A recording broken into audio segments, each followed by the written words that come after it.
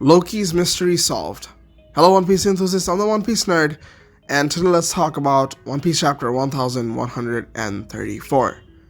As of the last chapter, I'm a little late, but I'm here with a theory video.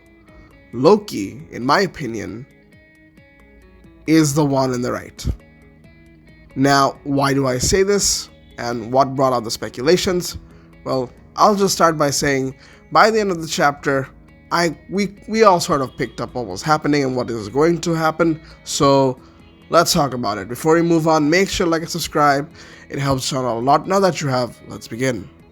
Now, of course, Elbaf is associated with the world government secretively.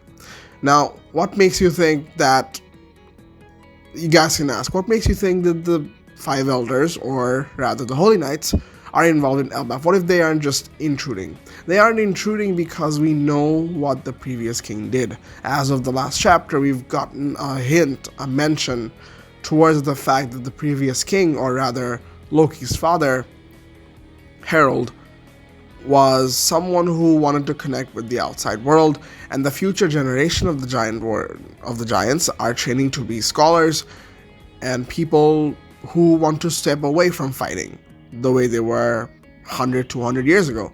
Their legacy is almost about to end. Yes, there are warriors still existing, but as of the generation now, they're more focused on the scholar, on becoming more educated and more connected to the world. Now, this promise and this progress was brought up by Loki's father, and you can see how Elbaf got connected to the Gorosei, or rather the world government. I don't think that they have the world government could just appear anywhere they want to without some sort of a preparation. Last time Saturn was in Egghead Island when the Gorosei showed up. I am sure that the Holy Knights showing up right now is also because there is an infiltrator. There is a traitor amongst the Elbaf giants, and it could be anyone. But the point is, why do you think, out of nowhere, after generations and generations, one of the kings of Elbaf wants to connect to the world and destroy their legacy and destroy whatever they've built as of now? Now, of course, it could be the influence of the world government. He might have been a puppet for the world government. Maybe the other king, before Loki's father, was someone who would maintain it, and Loki's father wanted to change it. Loki, of course, being the man he is, and we've seen Rodo becoming kind of sort of like Loki. He looks up to Loki. We could see that his hate for the humans, Rodo's hate for the humans, the superiority complex he has, could actually come from Loki himself. Loki, although as of now we don't know much about his philosophies and tendencies about humans, but from what I believe, it's a lot different from what Loki's father was. So why do I think that Loki is in the good? Well, good and bad, however, is subjective in One Piece. The only reason as to why the Five Elders or the Gorosei or the Holy Knights would have access to Elbaf was because there was some sort of a connection made before. There has been frequent or infrequent communication between the world government and the giants of Elbaf, or the rulers of Elbaf, for a very long time. And in my belief, that was Loki's father who started all of this. Loki hates Shanks. However, there is already another Shanks within the Holy Knights that we already know of. Shanks' twin brother. And Loki, without probably even knowing, would refer to Shanks' brother as Shanks because they are the same. And we already know Shanks' popularity amongst the giants because he's an ally of Elbaf.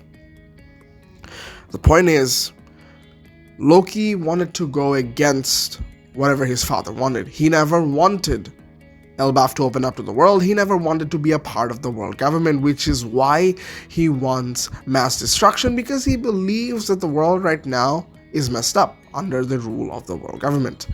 Now, although this is just speculation, without conflicting interests, it is hard for me to believe that a father and son would be in a duel and the son would eventually kill off the father. That, I believe, is almost impossible unless and until there is a conflicting interest. And the only conflicting interest that could have arrived, as of now, how much we know of Harold, the only conflicting interest that could arrive between the two is that Loki wanted Elbaf to remain isolated. Hence, his hate for Shanks, his hate for the world government, the world as in general, and for his father for trying to be one with the world. Now, I don't know how much you guys are gonna believe this, I don't know how much it's believable, but the facts kind of makes sense to me. Then again, I could be wrong without valid justification, but I think all points connect to this. Without Shanks' twin brother showing up every now and then, Shanks having a popularity amongst the other giants, and with Loki's disrespect for the humans and the modern day giants respecting, or rather trying to coexist with humans, shows my conflict of interest amongst them and tells me why Loki did what he did. And in fact, he might be a lot more complex than you guys think. Let me know what you guys think down in the comments below. Do you guys think Loki is working for the world government? Is he with the world government, against the world government? What do you think we still don't know about Harold? Maybe Harold was what Mother Caramel would have been, selling off the giants to the world government so that he could be rich. Let me know what you guys think, and I'm ready to take any criticisms. And that's my video, guys. If you guys enjoyed, make sure to like and subscribe. Have a great day, and peace.